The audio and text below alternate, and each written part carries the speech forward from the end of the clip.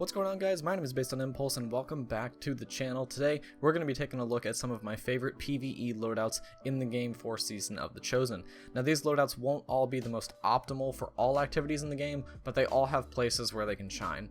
We've got a loadout that's good for all around PvE, one that's the best for high level content like Master and Grandmaster Nightfalls, and then a final one that's good if you want to kind of change up the pace of the guns that you're using. This video is mostly going to be about weapons, however I will have a video going up soon about one of my favorite support builds that I've made for my Warlock. Before we get into the video though, remember to go ahead and subscribe to the channel, as a number of you guys that watch my videos actually are not subscribed. It takes 2 seconds, is completely free, and you can also hit the notification bell to get an alert every time a new video goes live here on the channel. Remember that this Tuesday I will be streaming Grandmaster Nightfall runs with my clanmates, so make sure to head over to my Twitch channel using the link in the description and drop a follow. I'll be getting the Conqueror Seal this season and hopefully gilding it as well, but for now let's go ahead and talk about these loadouts. First loadout that we're going to be looking at is General PvE. You can use this loadout just about anywhere and see a lot of success, the only exception maybe being something like high level Nightfalls. If you're someone who likes to run a lot of strikes or battlegrounds though, this loadout will work wonders for you. For my kinetic weapon, I run my Extraordinary Rendition with Hammer Forge, Rifling, Appended Mag, Overflow, Frenzy, and a Range Masterwork. Yeah, I got stupid lucky with this drop, and it's currently one of my favorite SMGs in the game. I don't think this gun really needs an introduction though, as it's taken the community by storm so far this season. It's a very consistent 900 RPM kinetic SMG that has some great possible perks. In your first perk slot, Overflow is really what you want, all the other options aren't that great. In the second slot though, we have 4 damage perks to choose from, and they're all solid for the most part. You have the options of Frenzy, Multi-Kill Clip, Rampage, and One for All. I think Frenzy is the best choice here, and One for All is also a really solid one.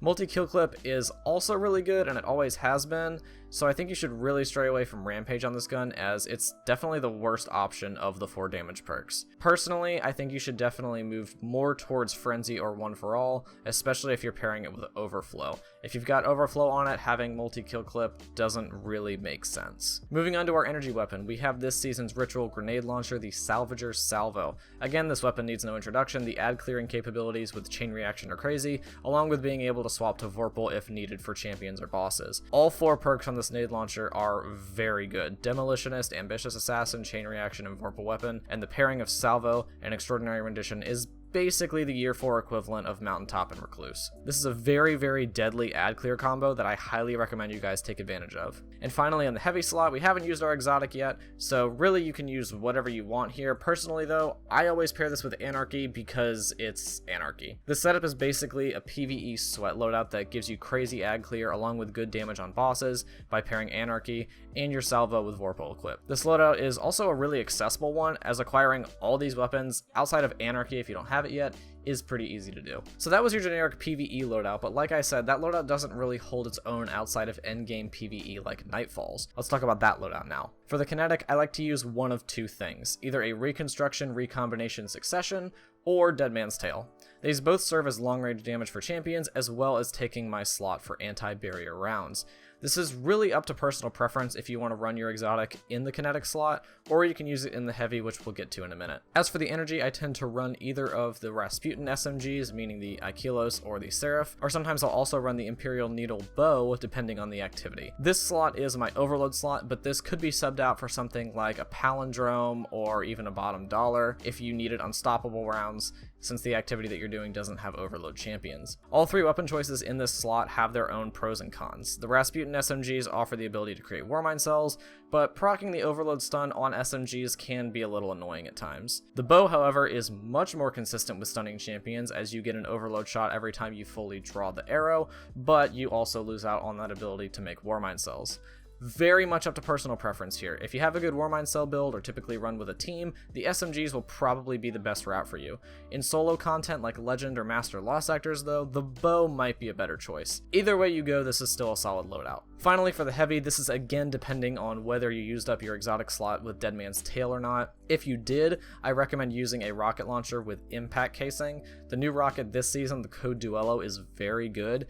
The ideal roll on that real quick would be quick launch for a velocity boost, impact casing for more damage on direct hits, autoloading holster, lasting impression for fatty burst damage, and finally a velocity masterwork. This rocket roll is very good for taking out champions and dealing boss damage. However, farming for the Code Duello can be kind of a pain in the ass right now, especially since the umbrals are so expensive to focus. That's why I would recommend going and picking up the masterworked Bad Omens from the Drifter if you don't already have a good Code Duello. This rocket isn't as good as the Code Duello God Roll, but it's a suitable replacement. I used it a lot when I was farming Fallen Saber during double loot, and it worked really well for me. I think you only have to have a reset or two of Gambit under your belt in order to pick this up, and no, that's not just in Season of the Chosen, that's in your entire Destiny career. If you have a reset or two at any point playing Destiny, you can go and pick this gun up. As for the exotic option in this slot, obviously the recommendation again goes to Anarchy.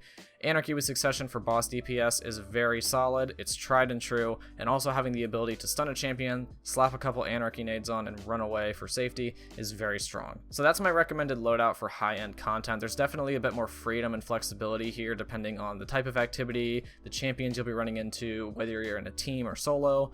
I've seen a lot of overall success with this loadout though, especially with all the interchanging that I've done. And finally we come to my Switch It Up loadout. This loadout is kind of off meta, but I've been having a lot of fun with it recently. The main reason for that is that most of this loadout is made up of weapons that I haven't really used all that much, and using new stuff is fun every once in a while so that you don't get bored. I've also seen the most success out of this loadout playing on my Hunter with a 100 mobility build, so I highly recommend that you bouncy boys with high mobility check this one out. The Kinetic slot is occupied by the Europa sidearm, the High Albedo.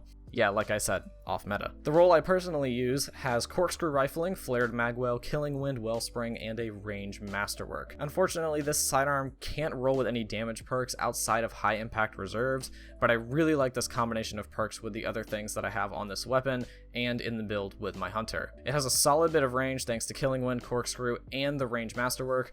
Wellspring is also great on this, especially for high mobility hunters. Let me explain that in depth for a second. What I've been doing is running this with a Revenant Hunter, Gambler's Dodge, and Whisper of Shards, so that I can get that boost and grenade recharge when I Shatter Dive my Glacier Grenade. All of these combined with the Wellspring High Albedo gives me very quick ability charge on all three of my abilities. Wellspring and Whisper of Shards gives me a very quick grenade recharge, my shurikens are recharged from my dodge, and my dodge is very quickly recharged because of high mobility. I highly recommend giving a Wellspring primary a try with the Stasis Hunter and Whisper of Shards because it's very strong in PvE. I was running it a lot in Battlegrounds the other night and I had abilities all the time. Moving on to the energy weapon, this is where I used up my exotic slot for this loadout, and that is taken up by the Cloudstrike exotic sniper. I've honestly barely used this thing since I've gotten it, but it's one of those guns that you use more so because it's fun than because it's good. Don't get me wrong though, the gun is still very good, but popping a legionary in the head with it and watching everything around them get zapped down by a lightning strike is just a lot of fun. Not to mention that using this on beefier targets like bosses or champions can get you some good damage by creating the lightning storm that you get after 3 rapid precision hits. This thing is a lot of fun, and I've seen a solid amount of success with it in strikes, in battlegrounds,